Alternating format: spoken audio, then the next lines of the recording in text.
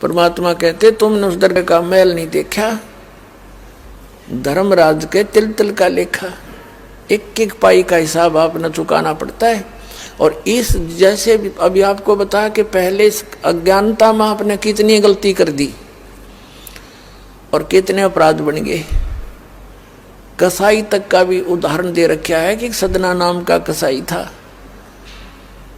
और वो भी अपने जॉब को छोड़ना नहीं चाहता था। कदे भूखा मर जाऊं मैं और क्या करूंगा, भगवान संतों का ज्ञान सुना पर संत से मिला सदना और प्रभावित हुआ, सारी बातों को स्वीकार किया, लेकिन रोजी रोटी फिर अड़ गई आगे। संत परमात्मा स्वयं आते हैं साधु रूप बना के अपनी प्यारी आत्माओं को सतमार्ग बताते हैं। कबीर परमेश्वर आते हैं, साधु रूप में बैठे थे तो सदना कसाई ने सत्संग सुना, परमेश्वर जो संत रूप में आए हुए थे कबीर जी, बड़ा प्रभावित हुआ, अपने कर्मों की तरफ झांका और कहा भगवान मैंने तो नाश कर लिया, क्या मेरा भी उद्धार हो सके गुरुदेव, हे महात्मा जी। तब संत ने कहा, संत रूप में परमात्मा विराजमान थे, कहने लगे भाई आगे पाप करो ना और पिछले माफ हो जाएंगे, इस भक्ति साधन से मैं बताऊंगा ऐसे। वो कहने लगा जी, परमात्मा ने पूछा तू कौन है भाई, कि मैं कसाई हूँ जी, मैं कसाई हूँ, कसाई सदना कसाई, सदना नाम मेरा सदना नाम है, क्या मेरा मुझ पापी का भी उद्धार हो सकता है। परमात्मा ने कहा भाई होगा, कति हो जाएगा, पर बेटा आज्ञा ना करिए। कहने लगा जी क्यों कर बात बनेगी, और तो कोई साधन नहीं रोजी रोटी का। परमात्मा संत जी ने कहा, परमात्मा संत रूप में बैठे थे, बेटा पेट में भगवान ने पाला तू, जब कौन रोटी लेकर जाया करता तेरी, कौन पहुंचाता था, और माँ के गर्भ से बाहर आते ही माँ के सतन में दूध दे दिया, उससे पहले दूध नहीं था, तो क्या अब वो तेरी संभाल नहीं करेगा। लेकिन ये तो एक हमने औपचारिकता सी बातें लगती हैं, क्योंकि हम दूसरे रंग में रंगे हुए।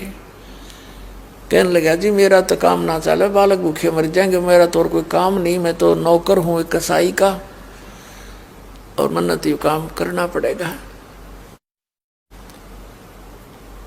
तो परमात्मा ने सोची भाई ये तो सारे बांध रखे काल ने।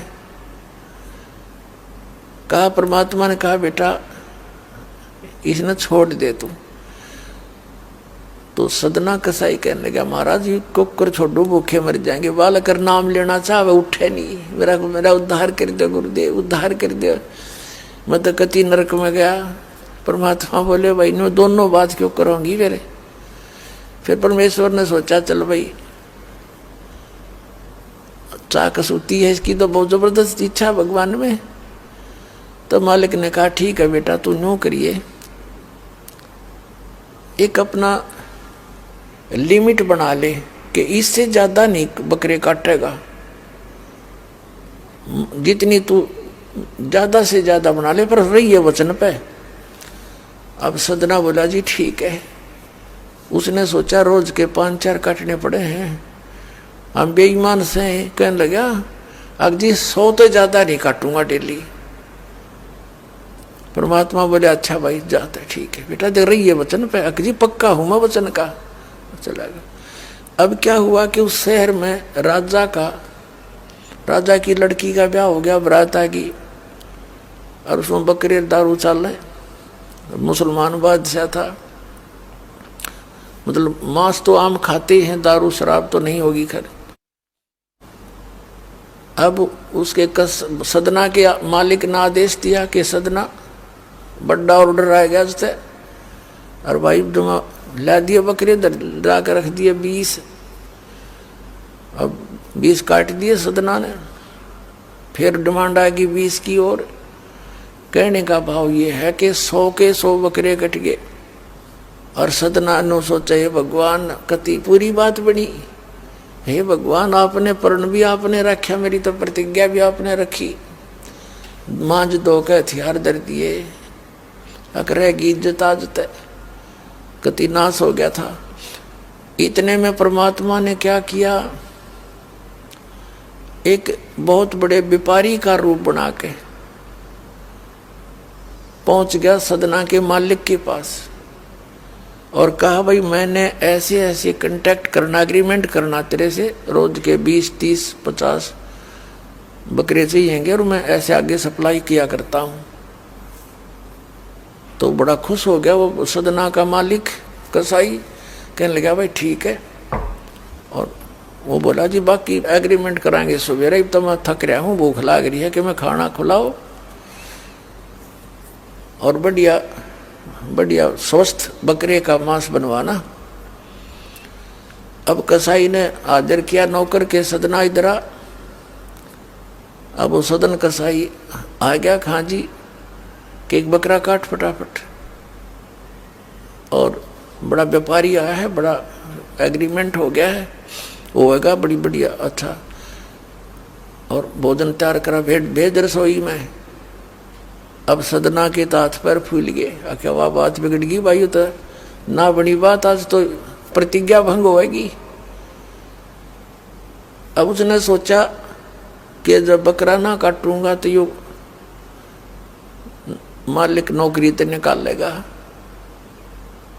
और जब बकरा काट दिया तो वचन भंग हो गया, मेरी तो बात बिगड़ गई दोनों तरफ से। तो उसने सोचा एक आदमी का भोजन बनेगा, तो उसने क्या सोचा कि बकरे के नड़े नड़े काट दूं अंडकोश, अब मेरा पर्ण भी रह जाएगा और भोजन भी बन जाएगा एक आदमी का। हथियार उठाया और बकरे के वो नड़े काटने चाहे, बकरा बुलवा दिया परमात्मा ने बोला सदना और देख भाई मर्यादा ना तोड़े, ना जाने कितनी बार तो तू बकरा बन दिया और मैं बना कसाई, और देखियो मैंने तेरे गल काटे हैं, तेरे को ऐसे नहीं काटा जैसे तू काटने जा रहा है। अब सारी रात तड़प कर मरूंगा मैं, तन्ने भी फिर मैं ऐसे ही काटूंगा तेरे को, ये देख लेना। अब बकरा किस सदना किसके बकरे काट रहा था, हाथ मत कर छूट गई, कप खड़ा खड़ा बकरा बोले ना, कटर बैठ गया रोवे। मालिक ने बाट देखी, रसोई में आवाज लगाई, रसोई से संदेशा गया जी अभी तक आया नहीं, मटेरियल पदार्थ नहीं आया, बनाऊं के ऊपर। खुद मालिक गया, सदना से कहा कि सदना क्या करे, तूने काटा नहीं बकरा। मैं नहीं काटू मालिक, मैं नहीं काटू। उसने सोचा तो दुश्मन है, ये प्रसन्न नहीं है मेरे इस एग्रीमेंट से, ये काहे का नौकर है। अब ला तू नहीं काटे ना, मैं काटू। उठा गुस्से में सदना के दोनों हाथ काट दिए उस कसाई मालिक ने, अरे एक मारी लात करते बाहर काट दिया।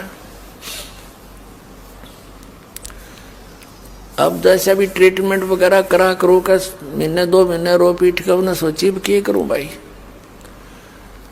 उसने सोचा चल पड़ी यहाँ से। उस संत ने कहा था मैं वहां जगन्नाथ के मंदिर में रहता हूं, वहां आ जाना। उस जगन्नाथ के मंदिर की तरफ चल पड़ा कि भाई परमात्मा ने जब इतना चमत्कार दिखाया है, बकरा बोलिया, इसे बुंडे काम ना मैं तो कदे भी ना करूं, मरवा से जीवा से भूखे मरे। आदमी की कही तो ना जच्चे, पर वह तो सच्ची होगी, सामने तो जुल्म हो गया। यूं तो बहुत बुरा जो है ना एक रूटीन है, यू नहीं करें भाई कति भी। संत साची के थे वो उस दिन जच्ची उसके, उस गुरुदेव के पास समाधान के लिए चल पड़ा। देख कहाँ तक बिजली गिरती है इस बूंदे कर्मों से, कैसे फिर जो मालिक परम संत की शरण आ जा रक्षा कैसे होती है। अब वो चला जा रहा था, पहले सरपंच नहीं होते थे, नंबरदार होली सोली होता था गांव का, और 5-4 गांव में से एक गांव वाले व्यक्ति नंबरदार को विशेष और पावर दे देता था राजा, जिस वो दंडित भी कर सकता था अन्य किसी उनको। एक नंबरदार के घर पे रास्ते में जा रहा था, नंबरदार के घर पे रुक गया और कहा जी मैं रात न रुकूंगा, मैंने आगे यात्रा पे जाना है, जगन्नाथ में जा रहा हूँ। तो पहले धार्मिक वैसे तो आम व्यक्ति की बहुत इज्जत करता थे, अतिथि की। नंबरदार ने सदना को रोक लिया, रुक जा भाई, भाई रोटी खाइए, अलग से व्यवस्था कर दी, खाना खुना खा ठाठ तरह। अब क्या हुआ कि उस नंबरदार की पत्नी जो थी वो बैड कैरेक्टर थी। उसने सदना के साथ दुर्व्यवहार करने की चेष्टा की। वह रोने लग गया, माई मैं तो महा दुखी व्यक्ति हूँ, रात काटनी है, काटन दे तो काट दे, न मैं भी चला जाऊंगा।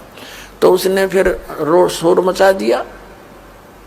अपनी बेइज्जती समझ के लोग इकट्ठे हो गए, अक्यों मेरी इज्जत का गाक बने था। पकड़ लिया और वहीं उस शहर के अंदर, साथ में ही शहर था, वहां ले गए। राजा था, वहां का नवाब था, उसके सामने उसको पेश किया गया। उसको सजा सुना दी कि इसको मीनार में चिन दो, भुगत कर मरे। इसको कितना नंबरदार ने इसको इज्जत से रखा और इसने धोखा किया, उसी के साथ पत्नी के साथ दुर्व्यवहार करने की चेष्टा की।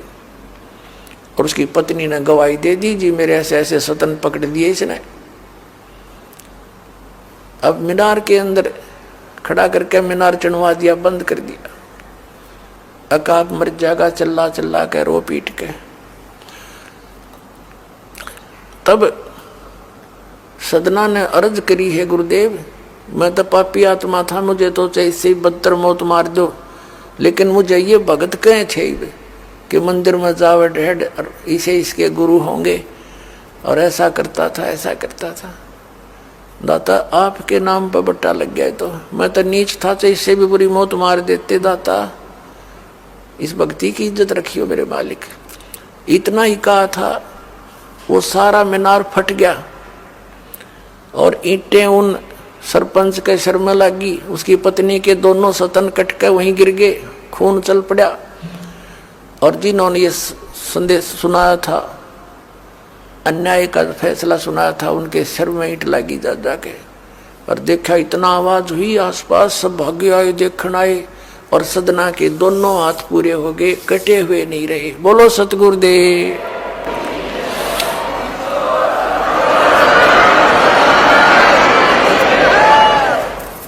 तो कहने का भाव ये पुण्यात्मा, हम मर्यादा इतनी भारा मान रहे हैं जो भगवान के मार्ग पर चलने वाली, और उनसे ही लाभ होगा। भाई जो गुरु बचन पे डट गे, कट गे फंद 84 के, कट गे फंद 84 के, कट गे फंद 84 के। भाई जो गुरु बचन पे डट गे, कट गे फंद 84 के। वस्तु मिली ठोड़ की ठोड़, मिटगी मन पापी की दौड़। वस्तु मिली ठोड़ की ठोड़, मिटगी मन पापी की दौड़। भरम मिटे मथुरा काशी के, भरम मिटे मथुरा काशी के। भाई जो गुरु बचन पर डट गे, कट गे फंद 84 के। अब पुणात्माओं, सदना जैसे कसाई का उद्धार कर दिया उस परम पिता ने, तो आप का तो कहना है कि है जिस मार्ग पर लग जाओ, तो वही मार्ग, वही परमात्मा और वही ज्ञान, वो समाधान आज इस दास को दे रखा है उस दाता ने। इसका लाभ उठाओ, औरों को भी